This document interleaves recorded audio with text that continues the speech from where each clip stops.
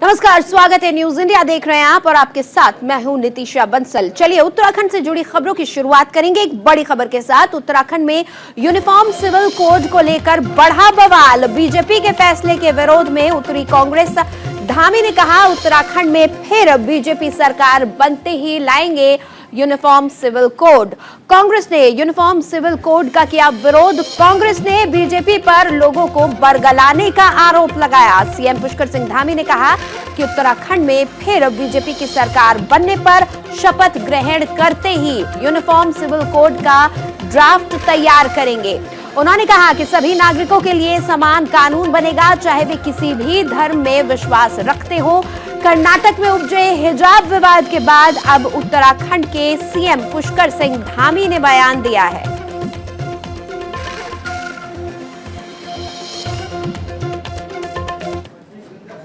अपने शपथ ग्रहण के तुरंत बाद न्यायविदों, सेवानिवृत्त जनों, समाज के प्रबुद्ध जनों और अन्य स्टेक होल्डरों की एक कमेटी गठित करेगी जो कि उत्तराखंड राज्य के लिए यूनिफॉर्म सिविल कोड का ड्राफ्ट तैयार करेगी।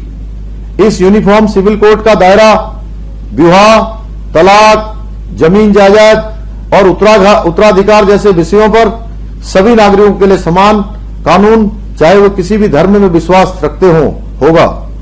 ये यूनिफॉर्म सिविल कोड संविधान निर्माताओं के सपनों को पूरा करने की दिशा में एक अहम कदम होगा और संविधान की भावनाओं को मूर्त रूप देगा।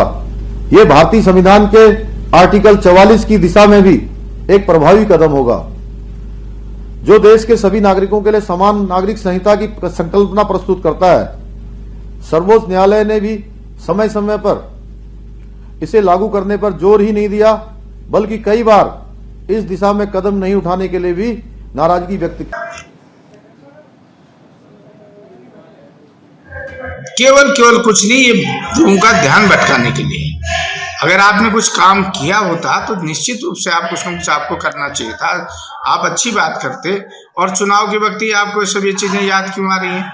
5 साल से आप यहाँ पर सत्ता में हैं, 3 मुख्यमंत्री बदल दिए, उसका जवाब आपके पास नहीं है क्योंकि अब जनता पर कुछ नहीं। तो आप देख रहे हो, अपनी हार सुनिश्चित मान के आप एक बार ये भी कॉमन सिविल कोड का एक आप नया सबूका छोड़ दिया, बाकी कुछ नहीं है। और रोहित विक्रम सिंह हमारे साथ सीधा जुड़े हुए हैं, उनसे हम बातचीत करेंगे। रोहित, देखिए चुनाव प्रचार थम चुका है, कल अब चुनाव होने जा रहा है, कल तमाम सीटों पर मतदान होना है, ऐसे में क्या माहौल नजर आ रहा है?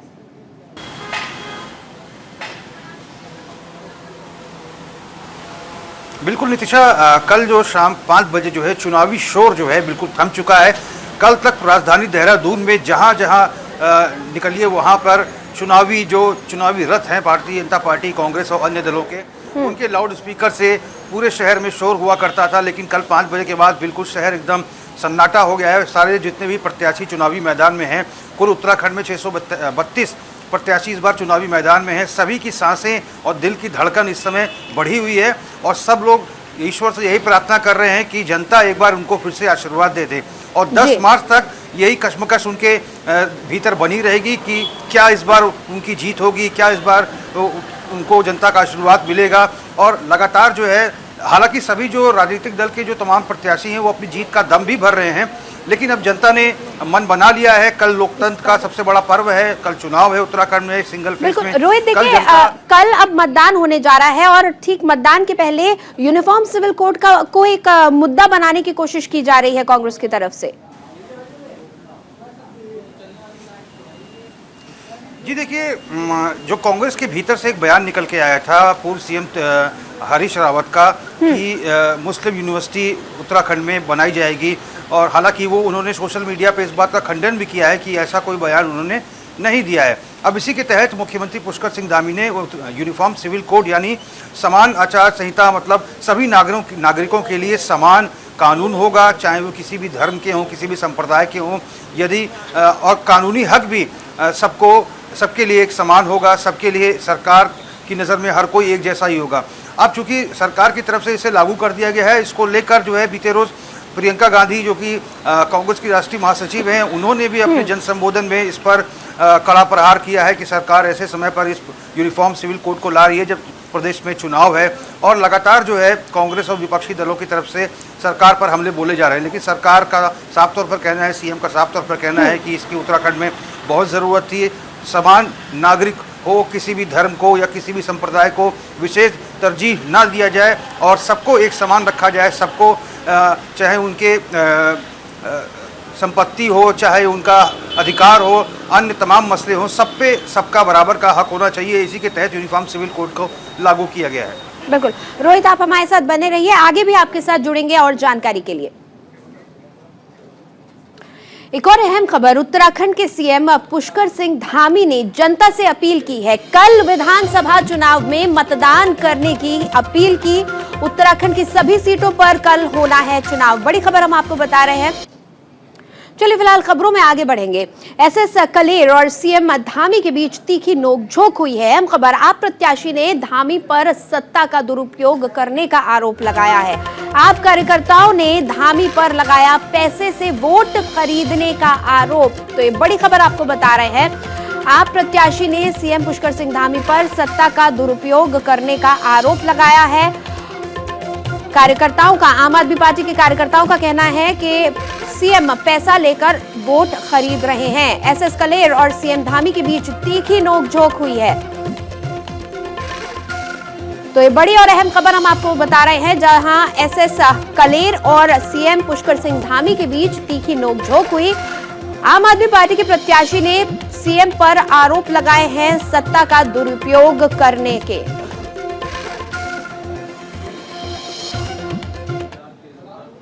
और मेरे सहयोगी रोहित लगातार जुड़े हुए हैं मेरे साथ। रोहित, ये एक बड़ा आरोप है आप प्रत्याशी की तरफ से, क्या कुछ हुआ घटनास्थल पर उस वक्त?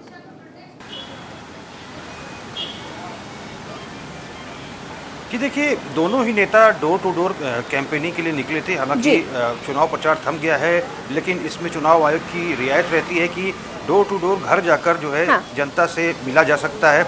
इसी के तहत मुख्यमंत्री पुष्कर सिंह धामी अपनी विधानसभा क्षेत्र खटीमा में जनता से मुखातिब हो रहे थे।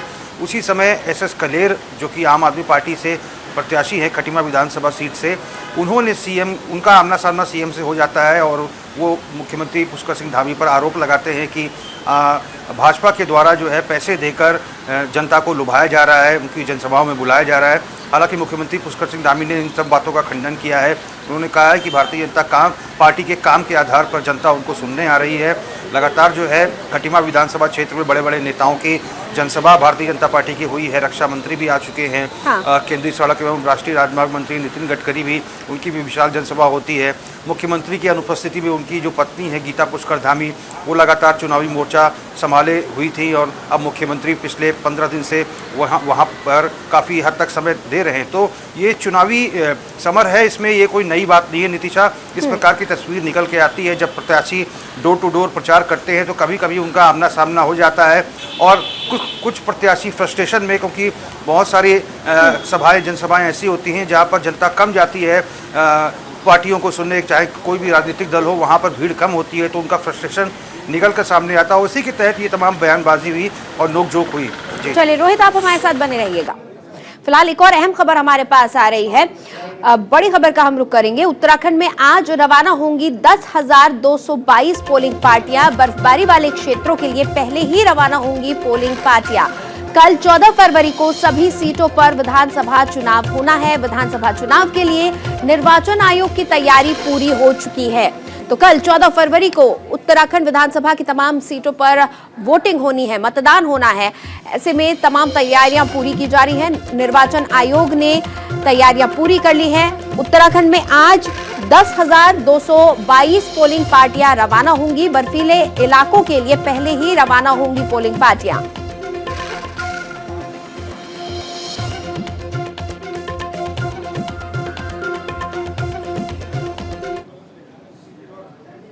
चलिए बात करेंगे हरिद्वार की, जहां पर विधानसभा चुनाव की तैयारी पूरी कर ली गई है। कोरोना की वजह से हरिद्वार जिले में बढ़ाए गए मतदान केंद्र, सुरक्षा के लिए पुख्ता इंतजाम किए गए हैं। बूथों पर पहुंच रही है पोलिंग पार्टियां। तो ये अहम खबर हम आपको बता रहे हैं। कोरोना की वजह से तमाम तैयारियां जो है की जा रही हैं। सुरक्षा के लिहाज से पुख्ता इंतजाम किए गए हैं। हरिद्वार में विधानसभा चुनावों को लेकर बूथ पर पोलिंग पार्टियां पहुंच रही हैं और तमाम तैयारियां पूरी की जा रही हैं। हरिद्वार में विधानसभा चुनाव के लिए तैयारियां पूरी कर ली गई हैं। हम तस्वीरें आपको दिखा रहे हैं और मेरे सहयोगी संजय मेरे साथ जुड़े हुए हैं, सीधा उनसे बातचीत करेंगे। संजय, क्या कुछ तैयारियां नजर आ रही हैं? बताया जा रहा है कि हरिद्वार में विधानसभा चुनाव के लिए जो तैयारियां हैं निर्वाचन आयोग की तरफ से वो पूरी कर ली गई हैं।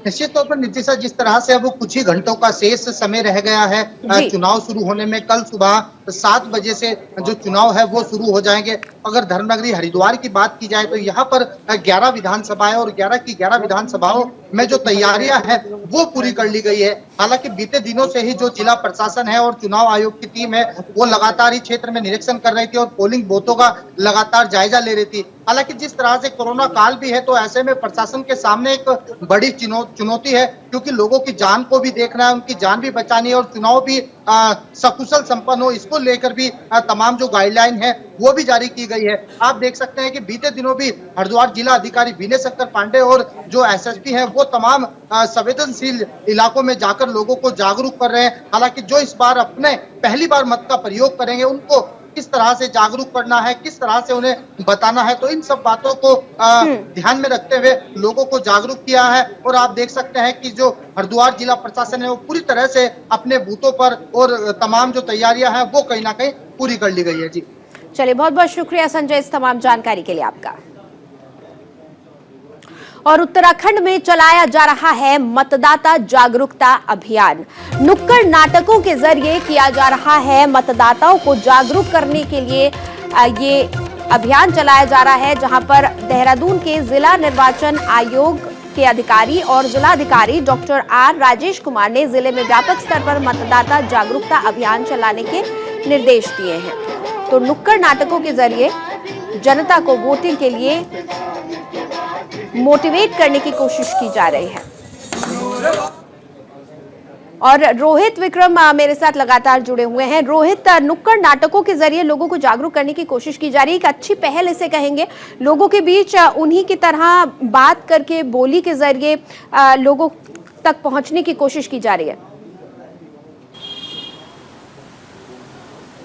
बिल्कुल नितिशा, अगर बात करें युवाओं की तो बहुतायत संख्या में युवा जो हैं शिक्षित हैं। युवाओं में बढ़ चढ़कर उत्साह रहता है, वो अपने मताधिकार का प्रयोग करते हैं। बहुत सारे ऐसे युवा हैं जो इसी साल 18 वर्ष के हुए हैं, उनमें भी उत्साह है क्योंकि वो पहली बार वोट डालेंगे। उनके हाथों में भी स्याही लगेगी, तो लिहाजा उनके भीतर उत्साह है कि वो वोट डालेंगे। और बहुत सारे लोग ऐसे हैं जो वोट डालने नहीं जाते हैं, कतराते हैं। तो अभी 1 महीना पहले ही जो भारत के मुख्य निर्वाचन आयुक्त हैं वो पहुँचे थे राजधानी देहरादून। उन्होंने उत्तराखंड की जो मुख्य निर्वाचन अधिकारी हैं सौजन्या, उनको निर्देश दिए थे कि इस बार उत्तराखंड में पिछली बार विधानसभा के अपेक्षा जो है मत प्रतिशत में इजाफा हो, इसको लेकर पूरे प्रयास किया जाए। और लगातार जो है निर्वाचन आयोग के द्वारा इससे पहले भी ग्रामीण क्षेत्रों में, सीमांत क्षेत्रों में और अन्य इलाकों में, पिछड़े इलाकों में नुक्कड़ नाटक और सांस्कृतिक कार्यक्रमों के जरिए जनता को ये बताया गया कि जनता की वोट में कितनी ताकत है, जनता के एक वोट से क्या कुछ हो सकता है, सत्ता बदल सकती है और जनता ही अपना नेता चुनती है। अगर वो अपने नेता से खुश नहीं है तो अपने वोट के अधिकार का इस्तेमाल करके वो सत्ता का परिवर्तन कर सकती है। तो लिहाजा जो है प्रशासन के द्वारा, जिला निर्वाचन अधिकारी के द्वारा यहाँ पर पूरा जो प्रयास हो रहा है कि इस बार जो विधानसभा चुनाव 2022 का उत्तराखंड में हो, उसमें मत प्रतिशत में 2017 की विधानसभा चुनाव से कुछ वृद्धि दर्ज की जाए। चलिए, बहुत बहुत शुक्रिया रोहित इस पूरी बातचीत के लिए। चलिए आगे बढ़ेंगे। सड़क नहीं तो वोट नहीं का ऐलान करने वाले देहरादून के पैठाड़ी में ग्रामीण आज आखिरकार ब्लॉक प्रमुख और पीडब्ल्यूडी के अधिकारियों के लिखित आश्वासन दिए जाने पर मतदान करने के लिए राजी हो गए हैं। अधिकारियों ने लोगों को लिखित आश्वासन दिया है कि विधानसभा चुनाव के बाद 1 माह के अंदर पैठाड़ी गांव की सड़क के निर्माण के लिए स्वीकृति ली जाएगी और उसके बाद शीघ्र ही टेंडर प्रक्रिया कर दी जाएगी।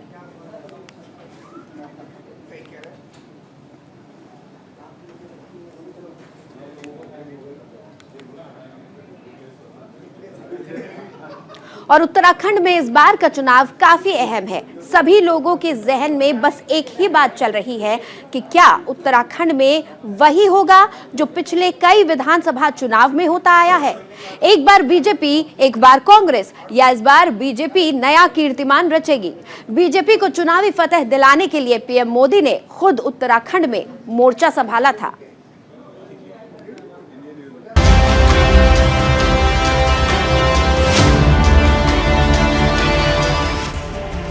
14 फरवरी को उत्तराखंड की सभी 70 सीटों पर वोट डाले जाएंगे। लिहाजा उत्तराखंड में फिर से कमल खिलाने के लिए पीएम मोदी ने भी कमर कस ली है। विधानसभा चुनाव से ठीक 2 दिन पहले शनिवार को प्रधानमंत्री नरेंद्र मोदी रुद्रपुर पहुंचे हैं। पीएम मोदी ने यहां जनसभा को संबोधित किया। संबोधन से पहले प्रधानमंत्री ने जय मां नैना देवी मानसखंड पवित्र भूमि से यहां के देवताओं को नमन किया। उधमसिंह नगर में एक तरह से मिनी इंडिया की झलक दिखती है। हिंदुस्तान का ऐसा कोई कोना नहीं होगा जहां के लोग यहां नहीं रहते हो, यहां अपना भाग्य आजमाने नहीं आते हो। आप एक भारत श्रेष्ठ भारत की जीवंत तस्वीर है। आपने आज उत्तराखंड में एक बार फिर डबल इंजन की सरकार पर मोहर लगा दी है। एक प्रकार रैली में जुटी भीड़ को देखकर पीएम मोदी ने विपक्षियों पर तंज कसा और बोल दिया, मानो शपथ ग्रहण समारोह की तस्वीर है। आखिरी दिन पीएम मोदी की रैली से बीजेपी ज्यादा से ज्यादा सीटों पर फतह हासिल करने की प्लान बना रही है, जिससे उत्तराखंड में जादुई आंकड़ा आसानी से पार किया जा सके। आज चुनाव प्रचार का आखिरी दिन है और मेरी उत्तराखंड में इस चुनाव अभियान की आखिरी प्रचार सभा आपके आशीर्वाद के साथ पूरी होने वाली है। और अब सीधा रुख करेंगे पटियाला का, जहां पर अमित शाह जनता को संबोधित कर रहे हैं। सरकार बनानी चाहिए जो सरकार पंजाब के अंदर, न केवल पंजाब, पूरे भारत की सुरक्षा की चिंता करे और दुश्मनों को कभी भनक भी न लगे, स्वप्न भी न आए कि पंजाब में हम कुछ कर सकते हैं, पंजाब में फिर से आतंकवाद खड़ा हो सकता है। मित्रों, सबसे बड़ी जरूरियात ऐसी सरकार बनानी। मैं ज्यादा कहना नहीं चाहता। केजरीवाल जी आए हैं, गत चुनाव के सारे वीडियो डाउनलोड कर कर देख लेना। मित्रों, देश की सुरक्षा ये लोग नहीं कर सकते। देश को सुरक्षित केवल और केवल नरेंद्र मोदी जी के नेतृत्व में एनडीए कर सकता है। दूसरा हमारा मुद्दा है नशे का। मैं पंजाब की माताओं को, पंजाब की बहनों को हृदय से अपील करने आया हूं। हमारी नई पीढ़ी को, हमारी युवा पीढ़ी को नशे से मुक्त करना चाहते हो तो एक मौका नरेंद्र मोदी जी को दे दो। मैं वादा कर कर चाहता हूं 5 साल में पंजाब को नशा मुक्त कर दूंगा। मित्रों, पंजाब को नशे से मुक्त ना अकाली कर सकते हैं, ना कांग्रेस कर सकती है, ना केजरीवाल कर सकते। केजरीवाल पूरे दिल्ली को शराब में डुबाकर, दिन में दिल्ली के युवाओं को शराब पीता कर कर यहां नशा मुक्ति की बात कर रहे हैं। मित्रों, पंजाब को नशा मुक्त करने का अभियान पंजाब की एनडीए की सरकार और केंद्र की एनडीए की सरकार, ये डबल इंजन सरकार ही कर सकती है और कोई नहीं कर सकता। 2020 और 2021 ये 2 साल में देश भर में 10-10 साल से ज्यादा नारकोटिक और ड्रग्स पकड़ने का काम भारतीय जनता पार्टी की नरेंद्र मोदी सरकार ने किया। हमारे घोषणा पत्र में हमने कहा है कि अगर एनडीए की सरकार बनती है तो हर जिले पर नारकोटिक्स कंट्रोल सेल बनाएंगे। और मैं कह कर जाता हूं, भाइयों बहनों, भारतीय जनता पार्टी की एनडीए की सरकार बनते ही लुधियाना, अमृतसर, पटियाला और जालंधर, ये चारों शहरों में नारकोटिक्स कंट्रोल ब्यूरो की फुल फ्लेज ब्रांच खोलने का काम केंद्र की सरकार करेगी। मित्रों, ये नशे को, जो हमारी आने वाली नस्ल को बर्बाद कर देता है, युवाओं को जीने का होश खोश उड़ा देता है, उनके शरीर को बर्बाद करता है, उनके मन को परेशान कर देता है, ये नशे को पंजाब की भूमि पर से विदाई देने का एक समय आ गया है। और अगर ये कोई कर सकता है तो केवल और केवल नरेंद्र मोदी जी कर सकते हैं। यहां भी एनडीए की सरकार, वहां भी एनडीए की सरकार, और नशा पंजाब के बाहर। ये बात आज मैं पंजाब की जनता को करने आया हूं। तीसरा, पंजाब के किसानों के लिए मैं एक महत्वपूर्ण बात करने आया हूं। मित्रों, पंजाब के अंदर किसानों के लिए ढेर सारी बातें सभी लोग करते हैं, मगर मैं ये बात करने आया हूं, पंजाब की भूमि को अब फर्टिलाइजर से संरक्षण देने की समय आ गया है। पंजाब के अंदर क्रॉप पैटर्न चेंज करने का समय आ गया है। सालों तक धरती में फर्टिलाइजर डाल कर जरूरत से ज्यादा पानी का उपयोग कर पंजाब के अंदर ऐसा धान उगाया है, ऐसा गेहूं उगाया है जो आज हमारे शरीर के लिए अच्छा नहीं।